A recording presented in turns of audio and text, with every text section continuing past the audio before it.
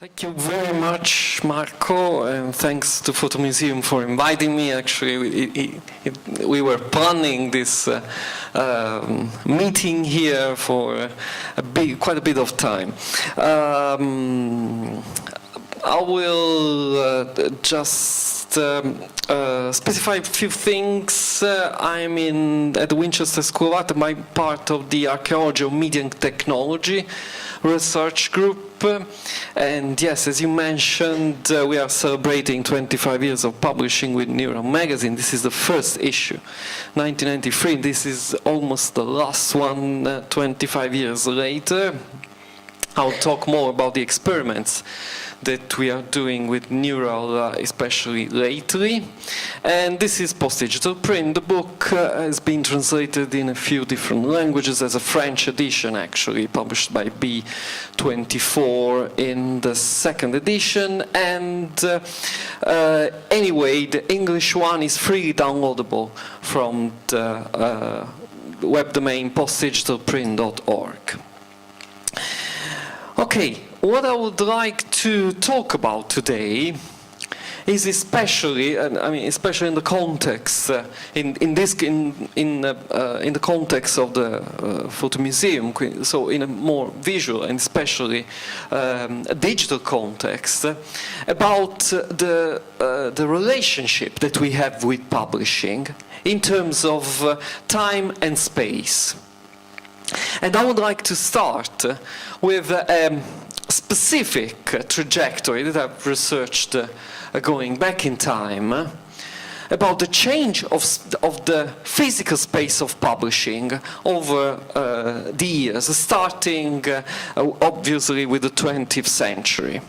My take on this is quite simple. And it's quite affecting practically all the media, and is based on the impact, the incredible impact of electricity to the transmission of information, and so to the perception of space and time. But focusing on the print, it's exactly, in my opinion, the beginning of 20th century, when the idea of overcoming the limitation of the printed space starts to become a quite concrete idea.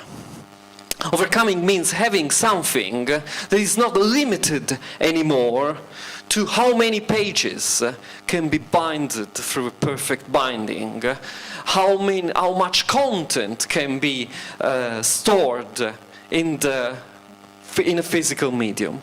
And the first step of this process goes through the collapse of the printed space. Particularly, I'm personally quite fond of Lisinski, and especially his manifesto, The Topography of Typography, in 1926.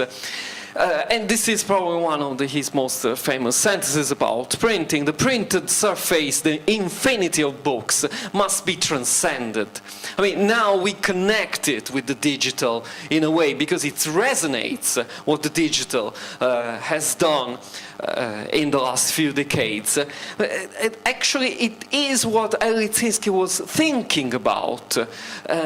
He was trying to imagine the whole available printed content as a kind of unity, and how it could have been transcended in a different form. And again, electricity was playing a role in it, speeding it up through the transmission of information that it enabled.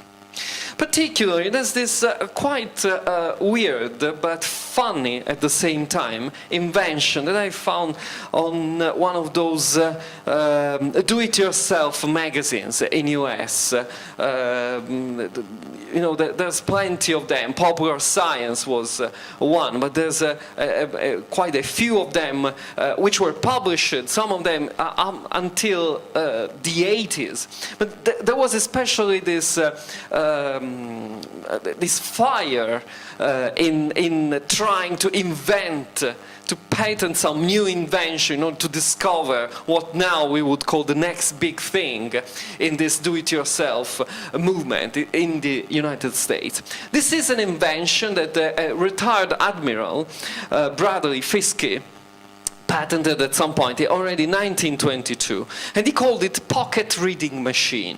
So his idea was to optically reduce the content in order to have more of it. And what he was doing, actually, this is the device with a lens on top of it. It's a magnifying lens, but is structured in a way that there are these strips of cards where entire novels like World Wars by H.G. Wells was reduced to just 5 of them on both sides. 5 strips printed on each side could host 100,000 words, so practically a complete novel. Why I'm mentioning this? Because this, I think it's not by accident that they started to think about optically trying to reduce the print. It's the first step towards a different conception of the publishing space that will come later.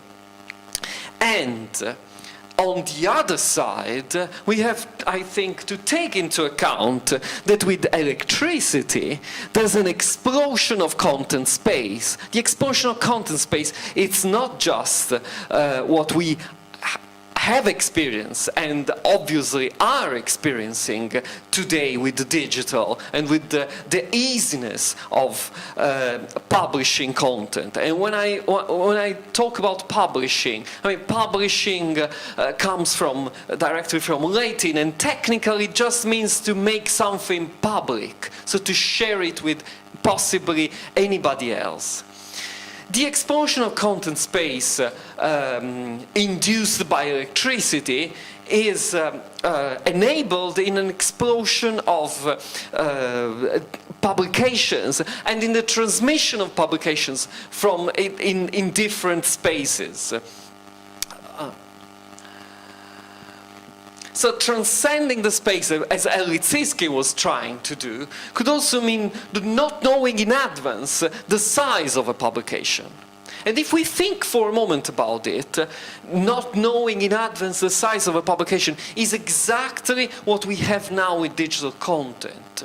When we start to read a PDF file, we don't have any clue about his size, apart from how big is the file, actually, and if the interface tell us how many pages is formed by. But at the same time, it's completely different from a printed publication, that we just looking at it, we can see how big it is. And from recent studies, this makes a very big difference in perceiving also the content within the publication. Actually, with digital, it's much more difficult to locate to remember where the content was, to locate the content in a more precise way. And instead, with print, it's much easier because we can spatially locate it in a specific space with specific coordinates. So this concept was not new. This is a neglected invention. The radio newspaper receiver, 1938, produced by RCA. Actually, it was an attempt of transmitting evening newspapers at home directly, so to receive them in your own space, in your own intimate space. We can think about it as probably the ancestor of how digital is allowing us to perceive content. I mean, now we are perceiving through our very intimate personal devices.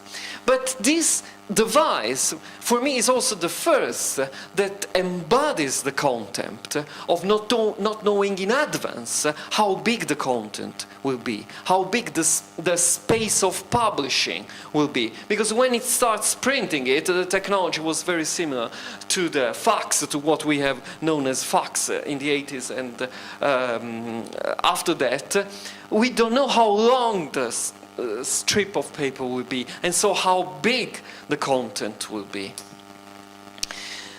It would be worth also to have a look at this other prototype called the Encyclopedia Mechanica, made by a primary teacher, Angela Ruiz Robles, in 1949.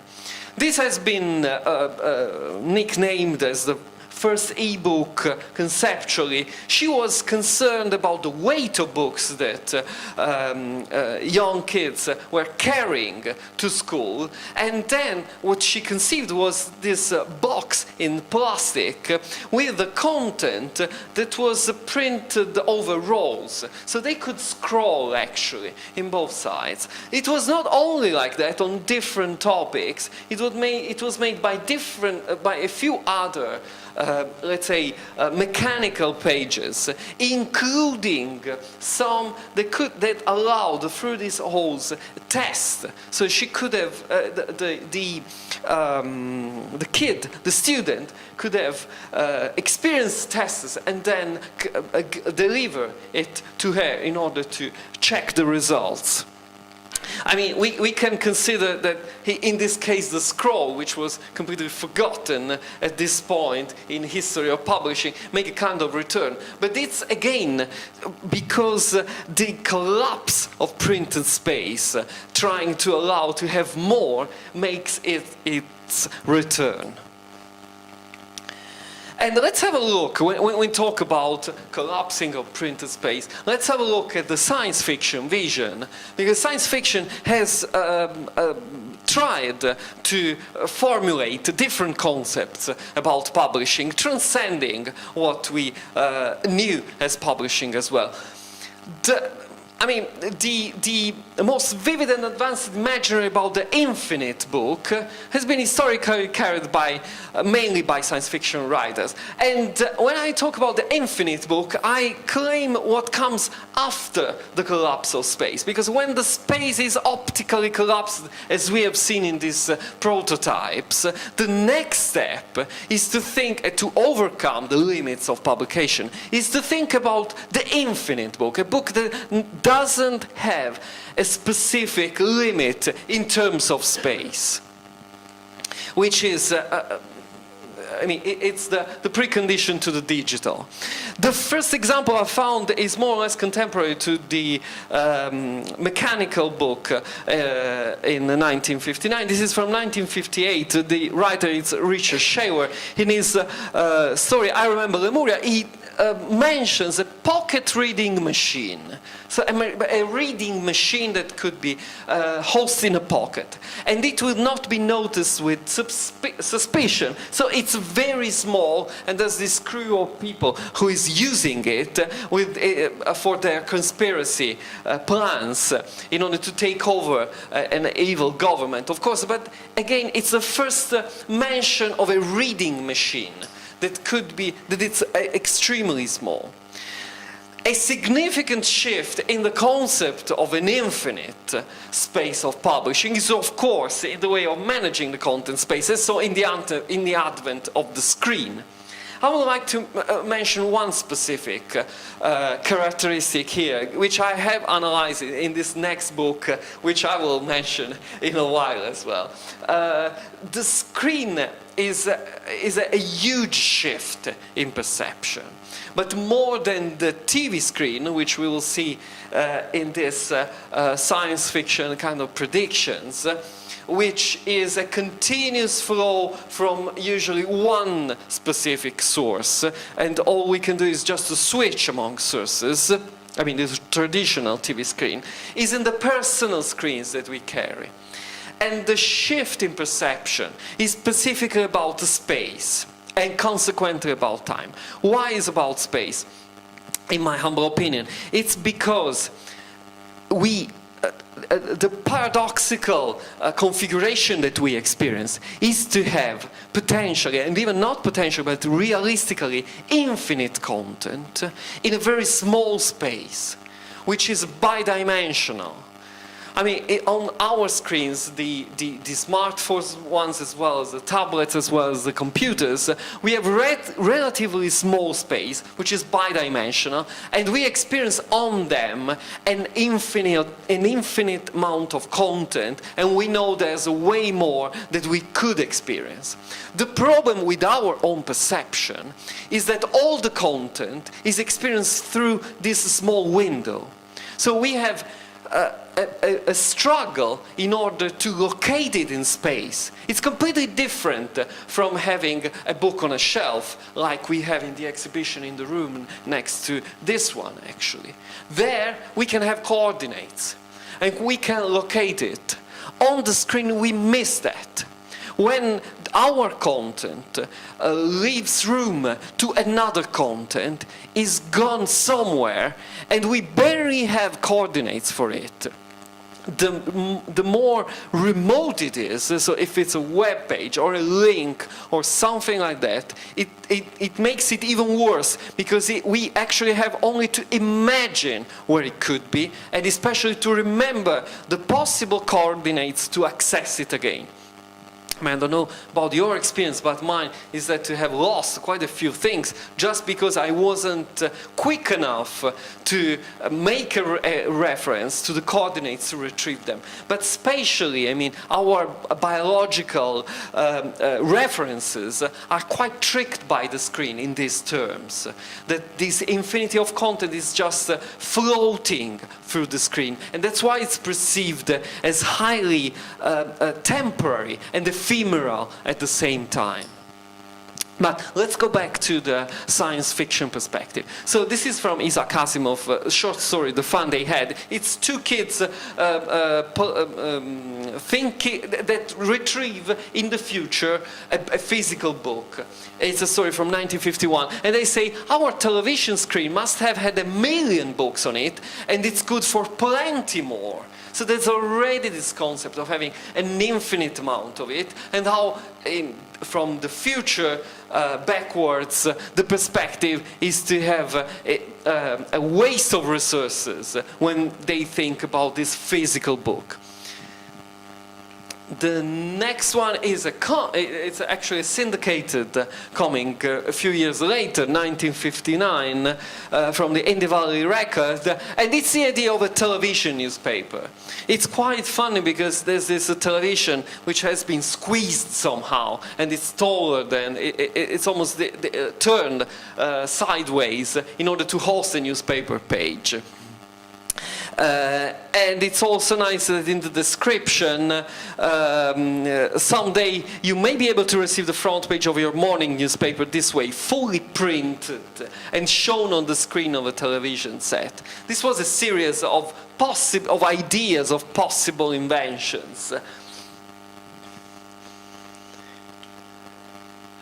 Okay, the digital is one that enables the endless collapse of content space, of course, because we don't have only the local storage, but when we connect the worldwide amount of storage, the dimension is then very close to the infinite, to the perception of being infinite. Okay, this is another short example. I find it also very funny to have the book about the human knowledge, and this is again from the 40s. So it's how the idea of having a single tome and there's everything in it, which should be infinite, but it's actually finite, instead testifies once more the collapse of content space in one single space.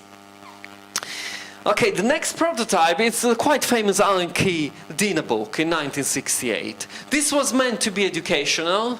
Unfortunately, it was never actually produced. Alan Kay went on and on to make prototypes, but didn't find a way to produce it. But it's important. There are a couple of characteristics which I think are significant in this respect. One is that he was thinking about removable storage already before the end of 70s, so that the space of storage would have become huge at some point, just changing these memory cards he was thinking about. And the other one is that he's insisting in having typographic quality for this screen in order to have it readable, so to have something that really would have replaced the classic published object. Okay, and then we have the digital, of course, and this is about the launch of the first Kindle, and the Wall Street Journal made this quite outstanding title that seemed, to me, sounded more like a payoff of the product than a comment. The book that contains all books. Actually, it's the concept that especially the e-reader industry is trying to push. Having one single space, one single container that can contain all books, so mostly everything. So the whole space of publishing can collapse potentially into one single device, which becomes then the container. This is, of course, from 2009. And this resonates back, to close this circle, with something that Lisinski already said in 1927. Masses of material are being supplanted by released energies. And being supplanted, he says. So in a way, in his vision, this collapsed space would be literally substituted by the released energies. So what electricity would have provided and what digital, in a way, materialized. Okay, these energies, of course, have become ubiquitous and continually exchanged when we think about the networks and the content that travels. And I would like to remark another aspect, which is time. We're talking a lot about space, but time is equally important in this respect. Because time, the perception of time, changes the very moment we have artificial ways of transmitting messages. It changes because when our perception of space changes, I mean, for me, they always go together, and I think they do in a way. When we start to perceive a shortening of time, which is overcoming, let's say, the laws of physics that we are programmed, let's say, biologically programmed with, then we started to perceive a change in space. If you think, for example, at the very first telegrams, the very first telegraphs, they were enable people to communicate for the first time at a distance, that almost in real time, which was a thing that they never experienced. And we also have to take into account that when we talk about the transmission of messages, so also the enjoyment of content, we feel the presence of what we are experiencing. And so the presence changed the perception of space, because we feel this presence, even if this presence is just transmitted from another space. And the time that it takes to transmit this message then influences and reinforces this perception. Okay, there are other two characteristics which are equally important. The online systems are driven by two main time-space coordinates: instantaneousness and abundance. And here I would like to divert for a minute or so to these two things. So instantaneousness is what is driving the online systems in general. And instantaneousness means that it means especially something important when you think about social media and the current way of publishing. Instantaneousness means that I'm able to publish something, be it a post on Facebook or on Twitter, be it a PDF, be it a document, being a post with document linked, and the very moment I post it, it becomes public. So it's conceptually a publication of that content. And instantaneousness, because it becomes public for usually a quite enormous potential audience. I'm not saying that I'm publishing something and I have instantly millions of readers, of course, but potentially anybody can access it, which gives a completely different thrill, also because it's really available to the majority of people, and it's extremely easy to make. So there's this instantaneousness, there's a strong characteristic in contemporary publishing. And abundance. Abundance is equally important, because if instantaneousness is of course about time, abundance is about space. And let me just talk for a second about what I've tried to define as the infinite paradigm of publishing, which is the infinite scroll of social media. It's particularly important, I think, because there's a specific concept which is implemented not only in the Facebook timeline, not only on Twitter, but in several other digital online way of publishing, including some blogs, which is that when I scroll, there's always more content that is uploaded as soon as the previous one is ended to upload. And this means that the space of publishing literally never ends.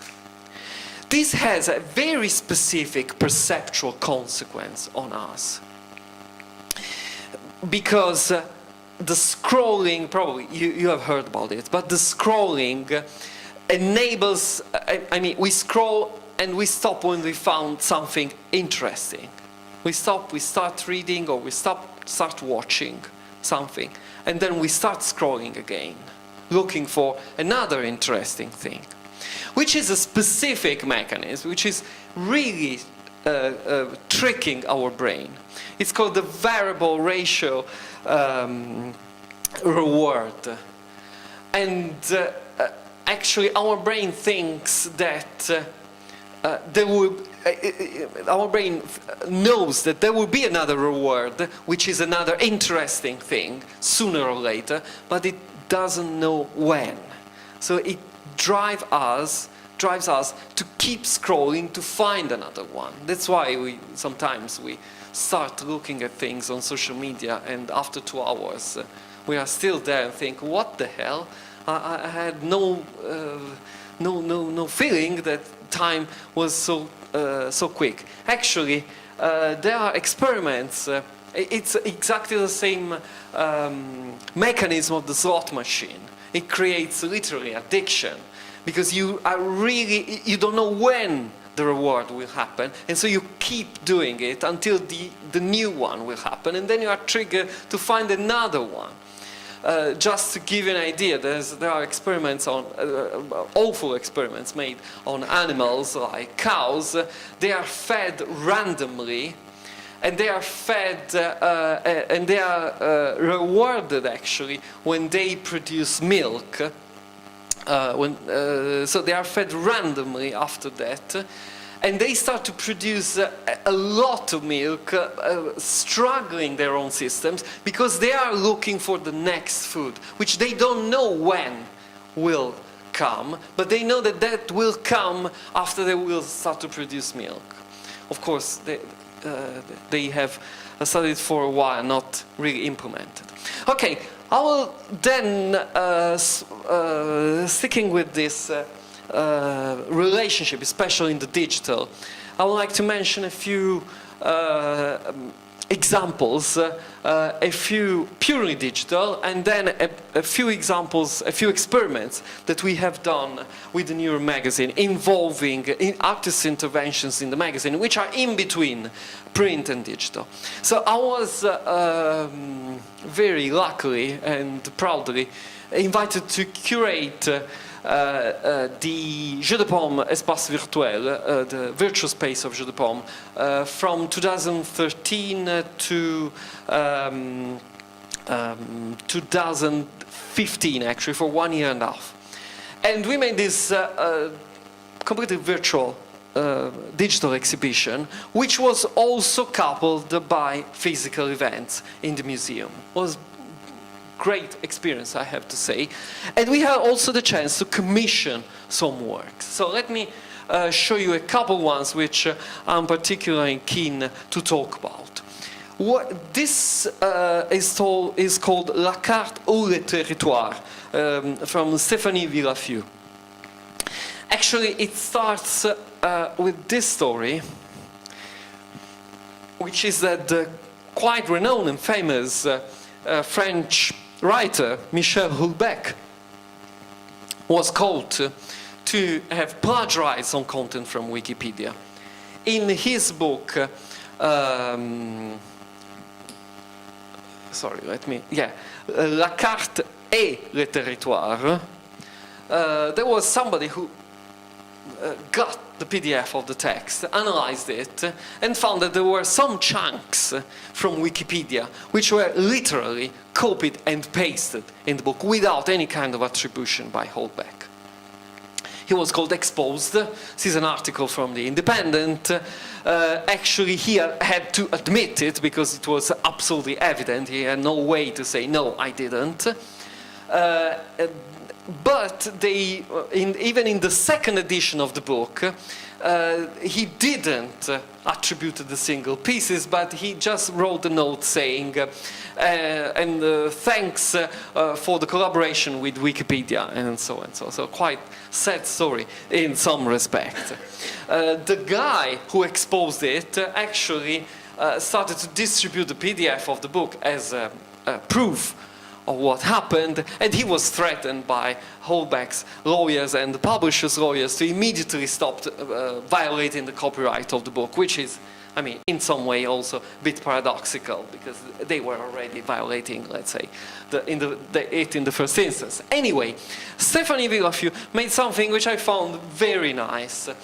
She got a copy of the PDF of the whole text of the essay, of the whole book, and what she did was to find as much as possible, I mean, the longer as possible sentences in Google Books in completely different books. So let's say that if you read, and she was doing in an online work, digital work, so basically if you read the yellow highlighted text, you read the Houellebecq text. But the book, the different text is taken from are quotes from completely different books, dating even back a few centuries. So basically, she was retrieving the whole text in plenty of other books through Google Books, using Google Books as a platform, and then reconstructing the whole thing. Basically, in the end, his whole book becomes a citation, a quote from hundreds of other books. And she did it in a very, it's already, for me, quite beautiful typographically, but she did it in a way, unfortunately, I couldn't access properly the website, so I will just tell you how it works. When you go on one sentence, you can find arrows at the beginning and at the end, so you can click, and it will show another quote from another book with the same sentence highlighted. So she just didn't stop at what she did, but it was really well done, let's say, algorithmically, in order to prove this concept. Another work that we commissioned, sorry, I have to switch then to the browser, was called Reading Club, which is a practice made by two French artists, Annie Abrams and Emmanuel Guez. And it was a quite established practice. So what they do is I don't know if you're familiar with these platforms that allow collaborative writing. So it's a web page where different people can write onto, like in a Word page, it's not Word of course, at the same time. So you write and you have a certain color. I write and I have a different color. I can usually delete what you write and you can do the same. You can correct from what I write, and it can be open to several people, actually quite a high number of people that can collaboratively then write all together. What this couple did was to use this technology in order to have different writers to intervene specifically on one single piece of literature. We started to discussing which piece of literature should have been used, and it came quite quickly to me that Exercise of Style of Raymond Queneau would have been the perfect one, because you have 100 versions of a story in that book. So doing this performance with different writers, we would have had one of the possible, let's say, next one, the 101th version of a story. That's what we did on November 19, 2013, at 7 p.m. They did it in both. We had one session in English, which is this one, and one session in French. And I'll just make it go, because we made it, and the nice thing, I hope it's visualized, yes, is that they recorded the whole process. So these 4 people, actually located in a far distant part of the world, one in the United States, one in Australia, one in Asia, one in Europe, are intervening on the same text, and the recording that they saved at the end can be re-experienced. So the original story from Raymond Queneau is elaborated in real time by all of them as a performance. I do think that this is a quite nice example, again, of the challenging of space and time of publishing, especially when one quite established piece of work, like the famous story by Raymond Queneau, because the time in this case is fixed. All the writers know they have only 20 minutes, because otherwise it becomes already too much. So there's a time to transform, so to produce a variation of this story in whatever means you like. You see, there was somebody really playing with emoticons and ASCII text. And at the same time, the space of writing is there, and at the same time is just in what in the 90s we would have defined as a cyberspace. So it's completely floating, it's completely ephemeral, because it's not in Australia, it's not in US, it's not in any of the places the different people are writing. It was not in Paris too, when there was an audience watching them, writing and intervening in the text in real time. But it's just in this ephemeral space, which is actually the screen that all of us, different screens that all of us were watching. So it's theoretically in the junction and juxtapositions of all the different screens. Okay. Okay, these were 2 of the works that were commissioned. Then I would like to mention to end 3 examples from artist intervention on your magazine.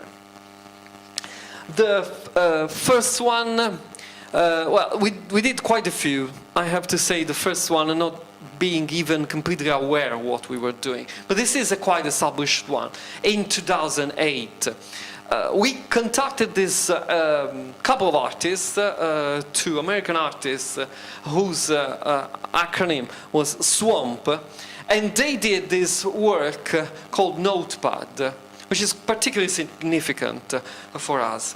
So as you might see, there are these classic US-style types of legal notepads. I don't know if you're familiar with them. They basically are yellow on yellow paper, and you have black lines dividing, facilitating the writing, the handwriting, and on the left there are 3 three red lines to determine the left margin, basically.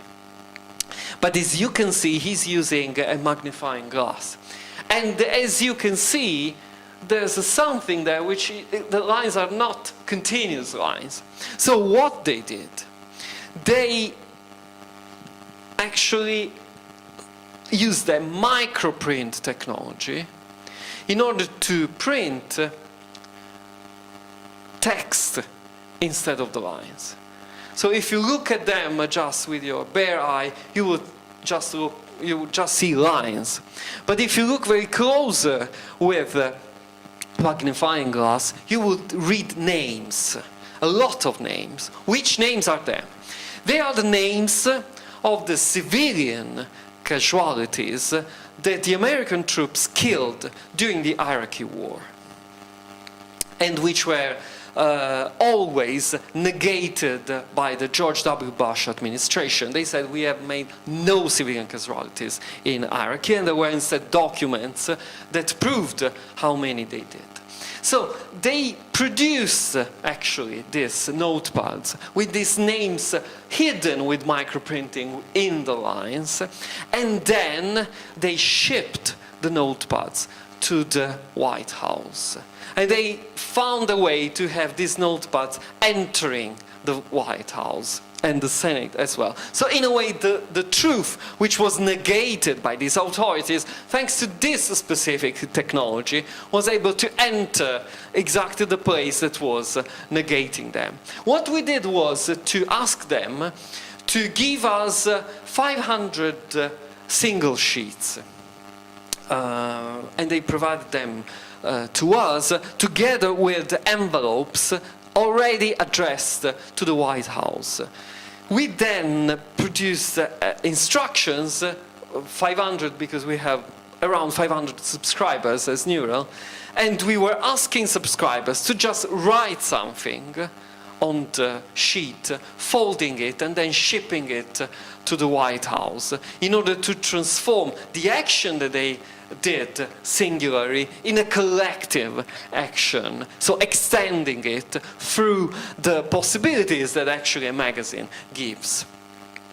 This was the first one. Then there's another one with Neural 53 just 3 years ago, which I'm particularly happy about. And it really merged the digital aspect in a specific way. So it was based on The Pirate Book, which is a book edited by Nicolas Maigret and Maria Roszkowska. They produced it on print and digitally. It's also freely distributed as a PDF. And it's about pirate cultures. So there are various chapters written by different people about the peer-to-peer exchange, online infrastructures, or, for example, the networks of pirating films in Nigeria, or the culture of pirating cell phone technologies in China. Okay, it's a very interesting book. I strongly recommend to download it. It's freely downloaded. Then, I mean, we are friends, so we started to discuss, okay, I would be very happy to give you some space on the magazine, especially related to this one. And at that point, Axioma in Slovenia, the art institution, wanted to host an exhibition by the two guys, and they had money to produce a USB drive with the book on it. And they started to say, okay, we can put the PDF file on the USB drive, and then we can include it in the magazine. And I was like, yeah, true, but you know, it's already downloadable from internet. So, okay, it will be a nice one, but it's just the same content. We can do more. I mean, we have more possibilities of intervention. And then we started to think about it, and they came up with a great idea. They said, okay, actually, the USB drive they were using is 8 gigabytes, so the PDF is just a few megabytes. What we can do is to include in the USB drive all the working files that we have used for the book. So the whole files that we have used for research. So just to give you an idea, this is a newspaper from 1954 when there's a story about TV pirates or people allegedly meant to transmit in UK from cars specific signals to the surroundings, which is, I mean, quite early for being TV pirates. But beyond the scan of this newspaper, there were way more controversial files, like the very first torrent file, which is allegedly an illegal file, and another example, the Led Zeppelin live concert file, which Led Zeppelin used to bring BitTorrent company to court for violating the copyright law, of course. So all this material, actually 5.15 gigabytes of material, was included in the USB drive. Where is, and then we thought, okay, that's already great, because that means that we can distribute it to our 500 subscribers. But we have a static page that we can use even more. What can we do with it? And then they went to a Parisian lawyer's studio, asking them to write a small, we will say essay, but it's not the right word for lawyers. Let's say a kind of consultancy about the USB drive, saying legally what they thought about it, if they thought it was legal or not. And they wrote a 4 pages dossier about the USB drive, basically saying, for us it's legal, because all the material you're including in the USB drive has been spread over the internet, is still available, and somebody will have no big barriers to get all these files from the internet. So we don't see that many legal problems. Then what we did was to scan the page when they are basically saying it, and we attached in a small transparent plastic bag, as if you're a fan of the many crime-based TV series, it's usually the proof of crime, just stapling it on the top. But there's another aspect which is important I would like to remark. Among our 500 subscribers, there are 150 institutional libraries. I mean, libraries in both universities or museums. And when libraries receive material, they have, of course, to catalog it, including the attachment, like the USB drive.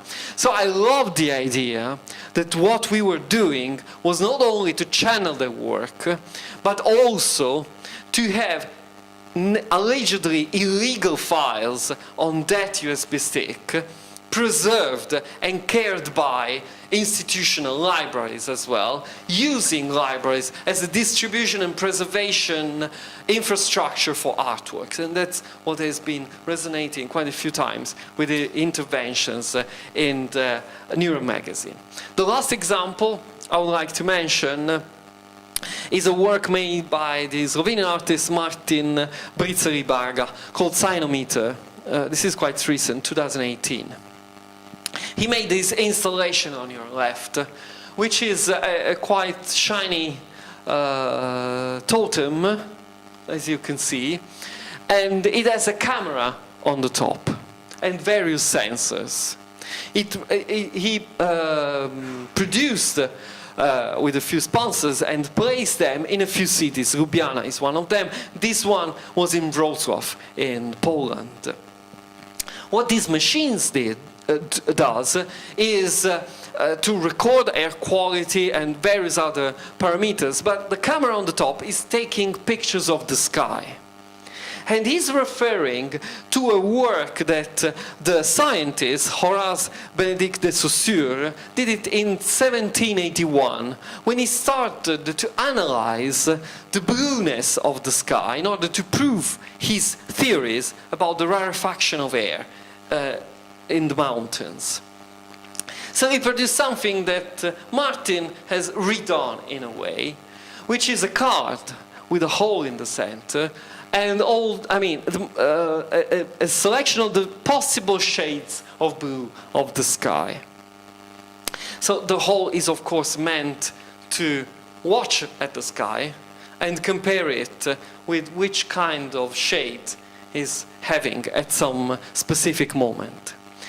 He produced quite a few of these cards, and we put them in the magazine.